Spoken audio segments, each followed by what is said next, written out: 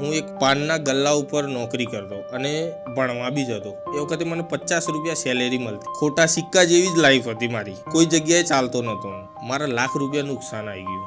હવે મારા જોડે કોઈ સ્કોપ કે કોઈ જગ્યા જ નથી કે હું શું ખાઉં કે મારી ફેમિલીને હું શું ખવડાવું. મિત્રોએ મને કીધું કે તું આ રીતે કોમેડી કરે છે, પણ એના કરતાં તું યુટ્યુબના અંદર કોમેડી કરે ને તો બહુ સારું. ગામડામાં એવું હોય કે આ બધું કામ કરીએ ને વિડીયોનું લોકો મજાક ઉડાવો. અમને લોકો મેણાએ મારતા હતા કે આ ખોટા સિક્કા કંઈ નહીં ચાલે.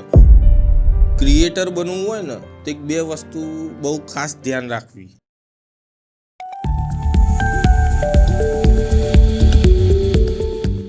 પહેલાં તો સલામ, નમસ્તે. મારું નામ સલમાન. આમ મારું ચેનલમાં ખોટો સિક્કો તરીકે નામ ઓળખાય છે. તમે બધા મને જાણતા જ હશો. ખોટા સિક્કા તરીકે મારું નામ છે. હવે આ હું વાત કરવા જાઉં છું ક્રિએટર બનવાનું મારો જે સપનું હતું એ આજ તમને હું બતાવી કે એમાં એવી વાત હતી કે જીવનમાં ક્રિએટર બનવું હોય ને તો એક બે વસ્તુ બહુ ખાસ ધ્યાન રાખવી. એ હું તમને આગળ કહીશ. મારી પરિસ્થિતિ કેવી ગુજરી એ હું તમને આજે જણાવી. કેમ કે મારી લાઈફ એવી હતી કે ખોટા સિક્કા જેવી જ લાઈફ હતી મારી. કે કોઈ જગ્યાએ ચાલતો નહોતો હું. કે પહેલાં હું કોઈ બી જગ્યાએ જાઉં, મારું કામ કોઈ દિવસ સક્સેસ થાય જ નહીં. હું આ જગ્યાએ જાઉં તો બી ના પડે, પેલી જગ્યાએ જાઉં તો બી ના જ આવે. પણ પછી ધીરે ધીરે મારું જીવન આ ક્રિએટર બનવાથી પછી હું સક્સેસ આવ્યો. મેં કેવી પરિસ્થિતિનો સામનો કર્યો અને કઈ રીતે હું આગળ આવ્યો એ હું તમને જણાવું. બરાબર. હવે હું કહેવા જાઉં તો પહેલાં સ્ટાર્ટિંગમાં કે મારી લાઈફમાં એવું હતું કે હું એક પાનના ગલ્લા ઉપર નોકરી કરતો અને નોકરી બી કરતો અને ભણવા બી જતો. એ વખતે મને 50 રૂપિયા સેલેરી મળતી હતી. બરાબર. 50 રૂપિયા કહેવાનો મતલબ પગાર આલતા હતા. 50 રૂપિયા પગાર આપો અને ભણવાય જતો. અને મારા મમ્મીએ ને એક શાકભાજીની લારી લઈને કામ કરતા હતા. હવે એમના રીતે એ જે કમાતા એનાથી મારું ઘર ચાલતું હતું. બરાબર. અને મારા પપ્પા હતા એ વાયરમેનનું કરતા હતા. બરાબર. પછી એમ કરતાં હું 9મા ધોરણ સુધી ભણ્યો. પણ મારા ઘરની પરિસ્થિતિ જોઈ અને હું ભણવાનું અને એક બાજુ નોકરી કરવાનું સેટિંગ નહોતું થતું. કેમ કે પરિસ્થિતિ અમારી થોડી વીક હતી ઘરની. એટલે અમે નોકરી કરવી કે ભણવું એ કંઈ ખબર નથી પડતી. એટલે મેં પછી ડિસિઝન લઈ લીધું કે મારે હવે નોકરી જ કરવી પડશે. કેમ કે મારા ફાધર હું 9મા ધોરણમાં હતો પણ થોડા ટાઈમ પછી મારા ફાધર એક્સપાયર થઈ ગયા. બરાબર. એટલે ઘરની જિમ્મેદારીઓ મારા મોટા ભાઈ, અમે 3 ભાઈઓ ને 2 બહેનો. બરાબર. એમાં મોટા ભાઈ અમારા અલગ રહેતા. બરાબર. એ વખતે એમના મેરેજ થઈ ગયા હતા એટલે એ અલગ રહેતા ને અમે 2 ભાઈઓ જોડે રહેતા ઘરના અંદર.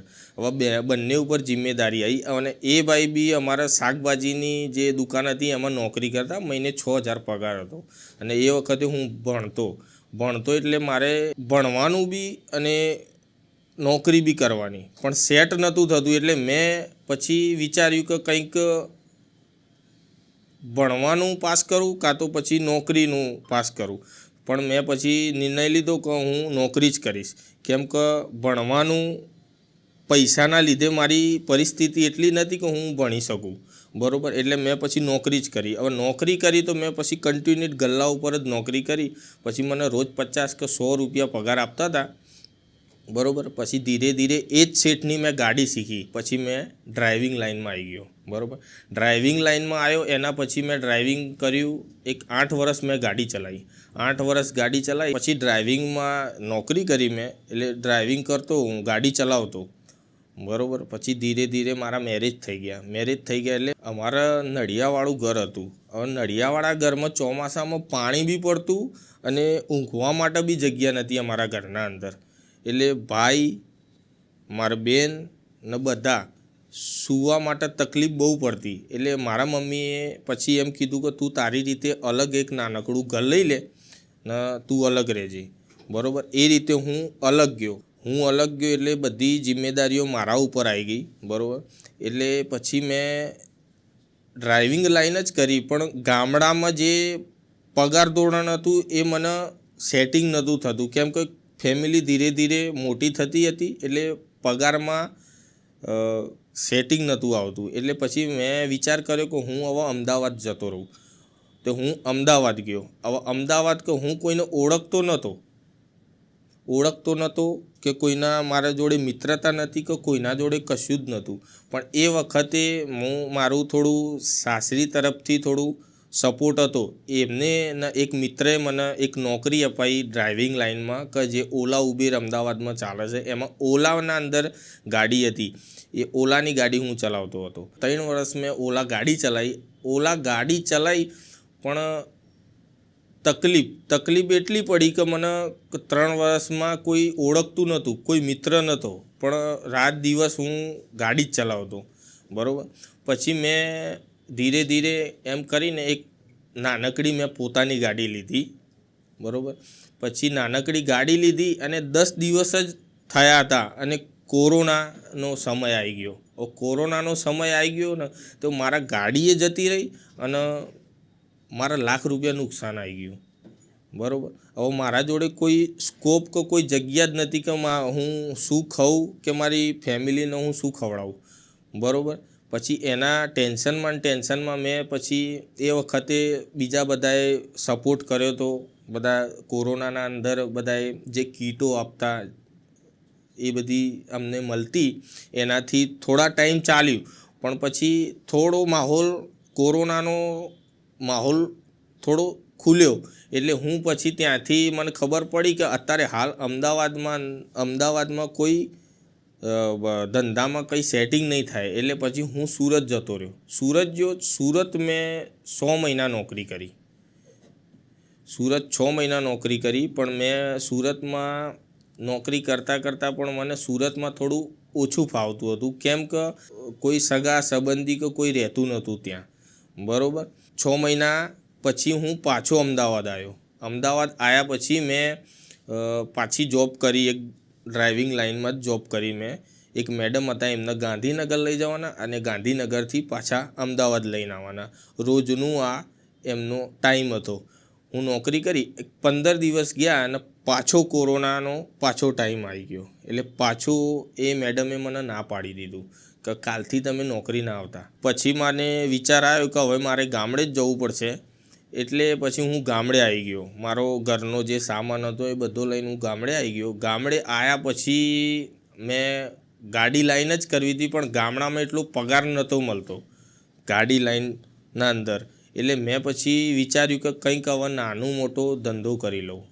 નાના મોટા ધંધામાં પછી મેં એક અમારા વિડીયો શૂટિંગમાં જોડે જ હોય છે કે એમનું નામ ઇનુસભાઈ, એમને મેં વાત કરી. તો એ ભાઈએ એમને કીધું, ઇનુસભાઈએ મને વાત કરી કે વાંધો નહીં કે આપણે એક નાનકડી હોટલ કરીએ. તો મેં કીધું કંઈ વાંધો નહીં, આપણે 2 જણા એક હોટલ કરીએ. પણ હોટલના પૈસા નહોતા અમારા જોડે. હોટલ કરવી હતી ખરી પણ પૈસા નહોતા. પણ ધીરે ધીરે મેં કીધું થોડા બી પૈસાનું સેટિંગ કરીને એક નાનકડી હોટલ આપણે ચાલુ કરીએ. પણ ધીરે ધીરે કરીને એકબીજાના સપોર્ટથી થોડા પૈસા લાવ્યા અમે આગા પાછા કરીને ને પછી હોટલ ચાલુ કરી. પછી મારે થોડું આર્થિક રીતે મારો સુધારો આવ્યો. એના પછી હોટલ જવું અને ઘરે જવું અને ઘરેથી પાછું હોટલ આવું, એવું જીવન મારે નહોતું જીવવું. એટલે મેં વિચાર્યું કે કંઈક નવું કરું. મિત્રો જોડે હું બેસતો એટલે મિત્રોએ મને કીધું કે તું આ રીતે કોમેડી કરે છે, પણ એના કરતાં તું યુટ્યુબના અંદર કે એ રીતે તું કોમેડી કરે ને તો બહુ સારું રહેશે. એટલે પછી મેં વિચાર્યું કે હું કોમેડીના વિડીયો બનાવું. પછી મેં કીધું કે હું એકલો તો નહીં બનાવી શકું, મારે ટીમની જરૂર પડશે. એના પછી મેં અમારા દિનેશભાઈ રાજપૂત છે એમના જોડે ગયો. દિનેશભાઈને મેં વાત કરી. વિશાલભાઈ હતા મારા જોડે આવતા. હવે એમના ઇન્સ્ટાગ્રામ આઈડીના અંદર એમના 17K કે એટલા ફોલોવર હતા. એમને મને કીધું કે તું બી ઇન્સ્ટાગ્રામ આઈડી બનાય. પણ મેં કીધું મને એડિટિંગ નહીં આવડતું કે શૂટિંગ કઈ રીતે કરવું એ બી નહીં ખબર પડતી મને. એટલે મેં કીધું કઈ રીતે કરું હું.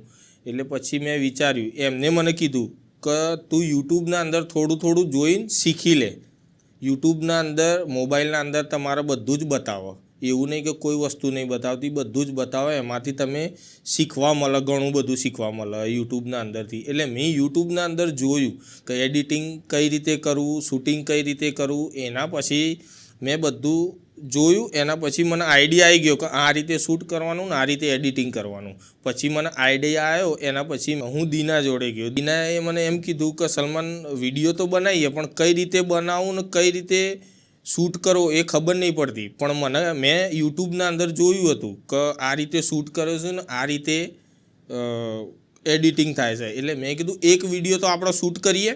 પણ એના માટે પછી મેં એક વખત ઓનલાઈન એમેઝોન ઉપરથી ડિજિટેકનું માઇક મંગાવ્યું. સિંગલ પેનલવાળું હતું. ડિજિટેકનું માઇક મંગાવ્યું. હવે એ મંગાવ્યું તે મારા મોબાઈલના અંદર કનેક્ટ નહોતું થતું. બીજાના ફોનના અંદર કનેક્ટ થતું હતું પણ મારા ફોનના અંદર કનેક્ટ નહોતું થતું. એટલે પછી બીજું માઇક મંગાવવા માટે મેં પછી દીનાને વાત કરી અને અક્ષયને વાત કરી. દિનેશે મને કીધું, અક્ષયે મને કીધું કે થોડા પૈસા હું આપું ને થોડા તું કાઢ, એમ કરીને આપણે માઇક મગાવીએ. એના પછી મેં માઇક મગાવ્યું, ડિજિટેક કંપનીનું માઇક મગાવ્યું. એના પછી અમે એક શૂટ કર્યો કોમેડી વિડીયો શૂટ કર્યો ને અમે જાતે જ જોયો કે આ રીતે શૂટ થાય ને આ રીતે વિડીયો અપલોડ કરવાનો. પછી ધીરે અમે વિડીયો બનાવતા ગયા અને વિડીયો નાખતા ગયા. પણ એના પહેલાં અમે વિચાર્યું હતું કે ગામમાં કોઈને વાત નહીં કરવાની. ના એક બીજી વાત કહી દઉં તમને કે ક્રિએટર એક કોમેડી વિડીયો બનાવવા હોય ને તો મેં પહેલાં જ તમને વાત કરી કે 2 વસ્તુ હું તમને કહી. એ 2 વસ્તુ ખાસ ધ્યાન રાખવાની કે શરમ માળીએ મૂકી દેવાની. શરમ તમારે માળીએ મૂકી દેવી પડે, બરાબર. ને બીજી વસ્તુ કે એડિટિંગ તમે જેટલું જાતે કરો ને એટલી મજા આવે. બીજી વસ્તુ કે તમે એડિટિંગ તમારે જાતે કરવું પડે. અને શરમ તો સહેજે નહીં રાખવાની, શરમ માળીએ જ મૂકી દેવી પડે. તો જ તમે આમાં સક્સેસ જાઓ, ન તો સક્સેસ ના જાઓ. જિંદગીમાં સક્સેસ જવા માટે આ 2 વસ્તુ બહુ ધ્યાન રાખવી, બરાબર. એના પછી દીના જોડે મારે મુલાકાત થઈ અને દીના જોડે મુલાકાત થયા પછી મારા રાજુ જોડે, અક્ષય જોડે અને ઇનુસ જોડે બધા જોડે મુલાકાત થઈને બધાએ મારા જોડે તૈયાર થઈ ગયા વિડીયો બનાવવા માટે તૈયાર થયા. પછી એક આખી ટીમ તૈયાર થઈ ગઈ મારા જોડે. ટીમ તૈયાર થઈ ગઈ પછી અમે વિડીયો શૂટિંગનું ચાલુ કર્યું. વિડીયો બનાવતા, શોર્ટ વિડીયો બનાવતા. અમે પહેલાં શોર્ટ વિડીયો જ બનાવ્યા. અમે ઇન્સ્ટાગ્રામ ઉપર, યુટ્યુબ ઉપર અમે બંને ઉપર અમે શોર્ટ વિડીયો નાખતા. હવે સ્ટાર્ટિંગમાં અમને તકલીફ એવી હતી કે ગામડામાં એવું હોય કે આ બધું કામ કરીએ ને વિડીયોનું તો કોઈને ખબર ના પડે ને લોકો મજાક ઉડાવે કે ભાઈ આ શું કરો તમે, આ કે કંઈક નોકરી ધંધો કરો, આ બધું ના કરાય કે આનાથી કે ઘર ના ચાલે, જીવન ના ચાલે કે. એટલે અમે કોઈને કહેતા નહોતા પણ વિડીયો અપલોડ કરતા અમે. પણ ધીરે એમ કરતાં એક મિત્રએ અમારો વિડીયો અંદરથી ફેસબુકના અંદર અપલોડ કરી દીધો. ફેસબુકના અંદર અપલોડ કર્યો ને એટલે આખા ગામમાં ને થોડો વાયરલ થઈ ગયો એ વિડીયો. એ વિડીયો વાયરલ લોનનો હતો અમારો એક વિડીયો કે લોન વિશે અમે વિડીયો બનાવ્યો હતો. એ વિડીયો વાયરલ થઈ ગયો એટલે અમે બજારમાં નીકળીએ ને એટલે બધા લોનની જ વાત કરે કે ભાઈ અમને લોન ક્યારે આપશો. એટલે અમને થોડું એમ થયું કે વિડીયો થોડો વાયરલ થઈ ગયો અમારો. એટલે પછી ધીરે અમને એમ થયું કે હવે થોડું કંઈક નવું લાવીએ. પછી એમ કરતાં અમે આગળ વિડીયો બનાવવાનું ચાલુ કર્યું. પછી તો ધીરે અમે બજારમાં આવતા થયા. કોઈની દુકાન છે કે કોઈનું પાર્લર, એ રીતે અમે બજારમાં જ શૂટિંગ કરતા અને બધાને ખબર બી પડી ગઈ. એ રીતે કરતાં અત્યારે હાલ અમારા ઇન્સ્ટાગ્રામના અંદર 117K ફોલોવર છે અને અત્યારે હાલ અમારે યુટ્યુબમાં 16K ફોલોવર છે. મિત્રો, આ અમે ખોટો સિક્કો ચેનલનું નામ રાખ્યું ને એ આજ હું તમને જણાવું કે કઈ રીતે અમે ખોટો સિક્કો ચેનલનું નામ રાખ્યું. કેમ કે જિંદગીમાં અમે કોઈ બી જગ્યાએ જઈએ તો ખોટા સિક્કાના જેમ જ પાછા આવતા. કેમ કે કોઈ જગ્યાએ ચાલીએ નહીં ને અમને ઘરવાળા બી કહેતા ને બહારવાળા બી કહેતા કે આ ખોટા સિક્કા કંઈ ચાલશે જ નહીં, બરાબર. પણ અમને એ કહેતા એટલે અમને થોડું દુઃખ બી લાગતું ને એમ થતું કે કંઈક કરીએ કે આ ખોટા સિક્કા કઈ રીતે ચાલે. પછી ધીરે અમને એક વિચાર આવ્યો કે આ કોમેડી વિડીયો બનાવીએ અને આ ખોટો સિક્કો આમ જ ચાલશે, બીજો કોઈ જગ્યાએ નહીં ચાલે. પછી અમે આ વિડીયો બનાવવાનું ચાલુ કર્યું ને આ રીતે અમારો ખોટો સિક્કો નામ રાખ્યું ને આ રીતે અમે ખોટો સિક્કો ચલાવ્યો. અમને લોકો મેણાએ મારતા હતા કે આ ખોટા સિક્કા કંઈ નહીં ચાલે.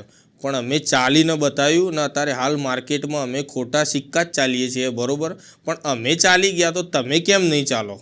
એટલે મિત્રો, તમે પણ મહેનત કરો અને સંઘર્ષ કરો, જરૂર આગળ આવશો, તમે સક્સેસ જશો. પણ મહેનત કરવી પડશે. હવે મહેનત સિવાય કંઈ નથી, એટલે મહેનત તો તમારે કરવી જ પડશે. અને તમને જેમાં ઇન્ટરેસ્ટ હોય ને એમાં મહેનત કરવી, એવું નહીં કે આમાં જ મહેનત કરવી. કોઈ બી તમારા મનમાં કોઈ બી વિચાર એવો હોય એમાં જ મહેનત કરવી તમારે. મિત્રો, તમારા બધાનો ખૂબ ખૂબ આભાર. તમે આ રીતે સપોર્ટ કરતા રહેજો અને અમે આ રીતે તમને હસાવતા રહીશું. બસ, થેન્ક યુ.